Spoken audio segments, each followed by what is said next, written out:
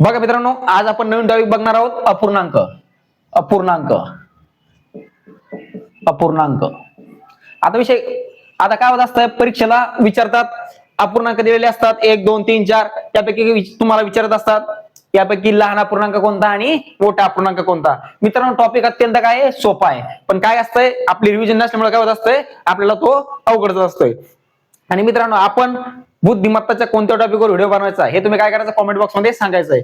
ते टॉपिक अत्यंत तुम्हाला शॉर्टकट ट्रिकनुसार आणि अत्यंत सोप्या पद्धतीने काय होणार आहे तुम्हाला मी सांगणार आहे. फक्त तुम्ही कॉमेंट बॉक्स मध्ये सांगायचंय याच्या नेक्स्ट व्हिडिओ कोणत्या टॉपिकवर बनवायचा ते तुम्ही सांगायचंय. आता बघा, तुम्हाला परीक्षेत काय असतंय, तुम्हाला उदाहरण दिलेलं असतंय. समजा उदाहरण तुम्हाला काय असतं, आपण पहिले काय करू, असं स्टेप बाय स्टेप काय करू, उदाहरण घेऊ. पहिले काय करू, छेद समान घेऊ, त्याच्यानंतर अंश समान घेऊ, त्याच्यानंतर काय करू, दोन्ही भिन्न घेऊ, त्याच्यानंतर काय करू, जे साइन आहे, जे तुमचे जे अपूर्णांकाला जे असतं साइन असतं ते साइनचे उदाहरण घेऊ, आणि त्याच्यानंतर काय करू, उदाहरणं घेऊ 1 2. म्हणजे काय होईल, तुम्हाला सगळ्या प्रकारचे काय होईल, तुम्हाला उदाहरणं समजेल तुम्हाला. तर बघूया. आता पहिलं काय घेऊ आपण, समजा आपण आता उदाहरणं घेऊ. 2/3, 5/3, आपण छेद समान असणारे उदाहरणं घेऊ. नंतर काय करू, अंश समान असणारे उदाहरणं घेऊ. त्याच्यानंतर काय करू, दोन्ही भिन्न असणारे उदाहरणं घेऊ, आणि त्याच्यानंतर काय करू, उदाहरणं घेऊ. आता बघा, असं उदाहरण असतं तुम्हाला परीक्षेत आलेलं, 11/3, 12/3. म्हणजे काय असतंय, अशा प्रकारचं तुम्हाला काय असतंय, अपूर्णांक दिलेला असतोय, आणि तुम्हाला विचारतात यापैकी लहान अपूर्णांक कोणता. काय विचारतात, लहान अपूर्णांक कोणता. आणि काय असतं, ऑप्शन असतात पुढं 1 2 3 4, हेच काय असतात, ऑप्शन असतात. मग तुम्हाला काय सांगितलं, यातला लहान सांगायचा आणि मोठा सांगायचा आहे. मग तुम्ही कसं सांगसान, आता याला म्हणतात अंश. आता जे नवीन मुलं आहे त्यांना माहित नसते, याला म्हणतात अंश, याला म्हणतात छेद म्हणतात. आता मित्रांनो काय करायचंय, आता एकच लक्षात ठेवायचंय, आपण काय करू, स्टेप बाय स्टेप घेऊ. ज्यात जर अपूर्णांकाचा छेद समान असेल, अपूर्णांकाचा छेद समान असेल आणि अंश जर भिन्न असेल, तर काय करायचं, ज्याचा अंश मोठा तो अपूर्णांक मोठा, आणि ज्याचा अंश लहान तो अपूर्णांक काय करायचा, लहान असतोय.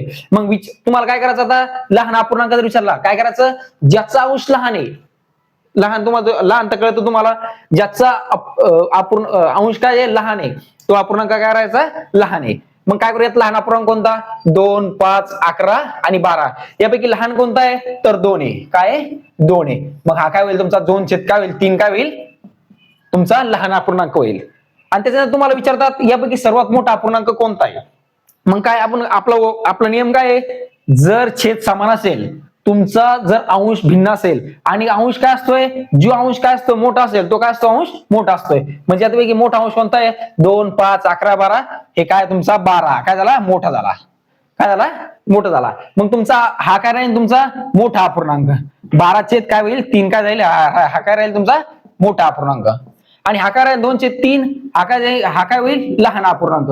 मग काय मित्रांनो, हे अत्यंत उदाहरण एकदम काय सोपं आहे, पण परीक्षेला जर उदाहरण आलं तर आपली काय रिव्हिजन नसते, त्यामुळे आपण काय करतो, गोंधळून जातो. आपण काय करू, अंश काय करू, समान घेऊ. आता असंच प्रकारचं उदाहरण घेऊ आणि अंश समान घेऊ, म्हणजे वेगवेगळ्या पद्धतीचे उदाहरण घेतले तर तुम्हाला समजून जाईल. आता काय करू, आपण अंश समान घेऊ. समजा 5/2, 5/8, 5/11 आणि 5/15 घेतलं. आता या उदाहरणामध्ये काय आहे, तर अंश काय सारखा आहे. काय अंश काय आहे, तर सारखा आहे. पहिल्या उदाहरणामध्ये काय होतं, छेद सारखा होता, छेद सारखे होते, याच्यात काय अंश सारखा आहे. म्हणजे या उदाहरणामध्ये काय असतं, आता कधी पण नियम काय म्हणतोय, जर तुमचा अंश समान असेल, जर तुमचा अंश समान असेल आणि छेद जर भिन्न असेल, तर जो अपूर्णांक, जो छेद लहान आहे, काय जो छेद तुम्हाला लहान दिसतोय तो काय अपूर्णांक काय घ्यायचा, मोठा असतोय. आणि जो छेद मोठा असतोय तो अपूर्णांक काय असतोय, लहान असतोय. म्हणजे उलट सुलट करायचं, जर छेद समान असेल आणि अंश जर समजा मोठा असेल, तो अपूर्णांक काय घेतला होता, आपण मोठा घेतला होता. पण या उदाहरणामध्ये काय करायचंय, आता उलट करायचंय. म्हणजे जर अंश समान असेल आणि छेद भिन्न असेल, तर काय करायचंय, जो छेद लहान दिसतोय तो अपूर्णांक यामध्ये काय असतोय, मोठा असतोय.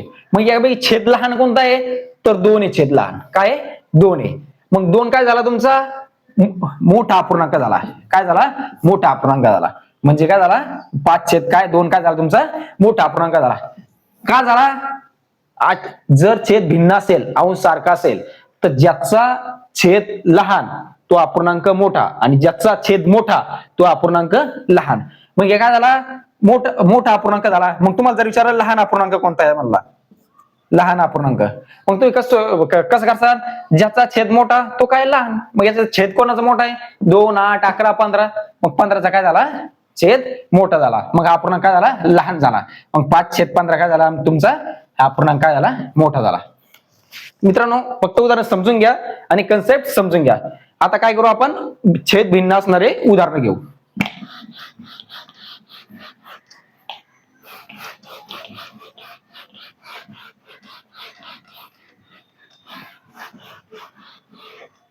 आता काय करू आपण 2/3 किंवा 6/4 परत 10/5 आणि 15/3 घेऊ.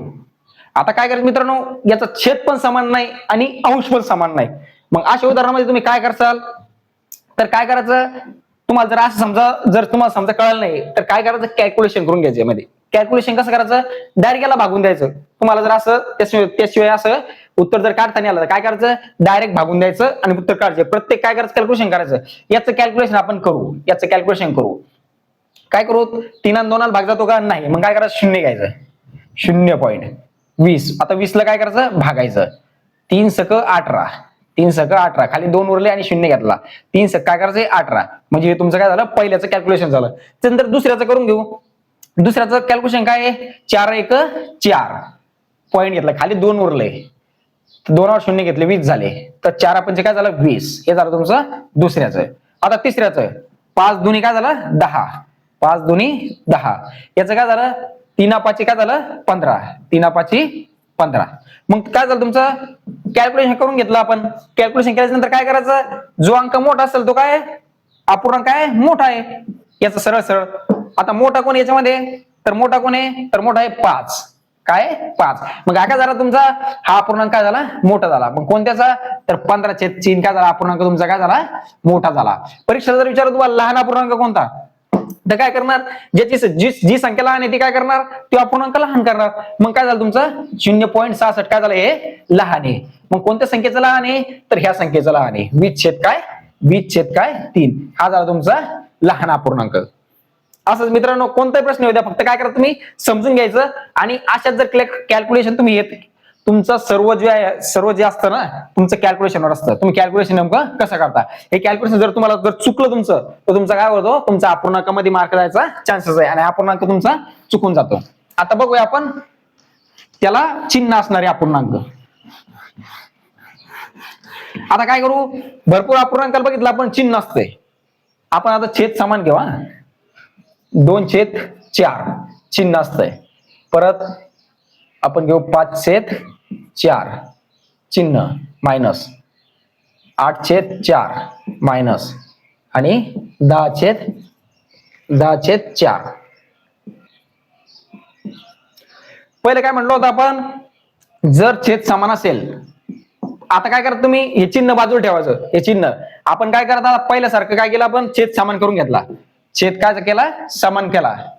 मग पहिलं काय म्हणलं होतं आपण जर छेद समान असताना काय जो अंश मोठा तो अपूर्णांक काय होता मोठा जो अंश लहान तो काय होता अपूर्णांक लहान होता.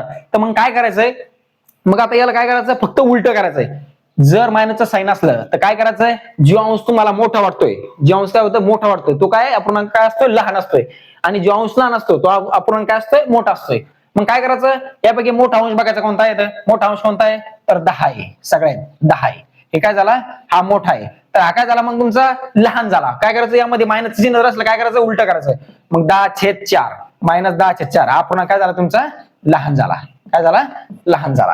आणि तुम्हाला जर विचारलं मोठा अपूर्णांक मग काय करायचं जो अंश लहान आहे लहान का तर मायनसचं साइन घ्यायला लागलो. मायनस साइन आलं म्हणून काय करायचं उलट करायचं. आता लहान कोणता आहे तर 2/4 काय करायचं 4 करायचं. मायनस 2/4 काय आहे 4 हा काय झाला तुमचा लहान आला. म्हणजे कॅल्क्युलेशन काय करायचं तुम्ही समजून घ्यायचं. हे झालं तुमचं मायनसचं साइन असल्याच्या नंतर आता बघूया आपण नेक्स्ट प्रकार आता बघूया, उदाहरणं बघूया आपण. उदाहरणं बघू चला.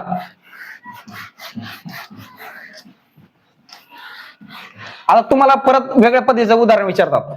आता उदाहरण काय विचारतात की समजा कोणती संख्या घेऊ आपण, समजा 5/4 आहे, 5/4 व 6 समजा 8. काय विचारतात, या दरम्यानचा अपूर्णांक ओळखा. या दरम्यानचा अपूर्णांक ओळखा. अपूर्णांक काय ओळखा किंवा अपूर्णांक सांगा. अपूर्णांक सांगा हे तुम्हाला विचारतात. अशा प्रकारचा प्रश्न असतोय, हे तुम्हाला विचारतात. आणि तुम्हाला भरपूर काय होत असतंय, माहित नसल्यामुळे काय होतं, कन्फ्युजन होतं. जर तुम्हाला विचारलं 5/4 व 6/8 या दरम्यानचा अपूर्णांक सांगा किंवा काय ओळखा, खाली ऑप्शन तुम्हाला दिलेलं राहील. हे कसं कळायचं, तरी सगळ्यात सोपं आहे. काय करायचं, 5/4 व काय करायचं, बेरीज करायची. 5/4 भागिले 6/8 याची काय करायची, सरळ सरळ अंशाची बेरीज करायची, खाली काय करायची, छेदाची बेरीज करायची. 6 आणि 5 किती झाले, 11 आणि 8 आणि 4 किती झाले, 12. हा झाला तुमचा या दरम्यानचा अपूर्णांक. काय झाला, या दरम्यानचा अपूर्णांक. हे झालं मग तुमचं उत्तर. मित्रांनो, आपण बुद्धिमत्ताचे कोणत्या टॉपिकवर व्हिडिओ बनवायचा ते तुम्हाला मी सुरुवातीला सांगितलं होतं. ते तुम्ही काय करायचं, कॉमेंट बॉक्स मध्ये सांगायचंय. बुद्धिमत्ताचा बनवायचा का गणिताचा बनवायचा, हे तुम्ही काय करायचं, कॉमेंट बॉक्स मध्ये सांगायचंय. म्हणजे थोड्या टॉपिकवर आपण काय करू, अत्यंत सोप्या पद्धतीने आणि शॉर्टकट नुसार काय करू, व्हिडिओ बनवू. आणि आपण कुठ प्रश्नाचा व्हिडिओ बनवलेला आहे तो तुम्ही बघायचं आहे. जर त्यातून जर परत समजलं नसेल तर काय करायचं, परत एकदा तुम्ही ते बघायचं आहे. म्हणजे काय होईल, तुम्हाला हळूहळू समजून जाईल. आणि आपला व्हिडिओ आवडला असेल तर काय करायचं, सर्वांनी लाईक करायचंय आणि आपल्या चॅनलला सबस्क्राईब करायला विसरायचं नाही. धन्यवाद.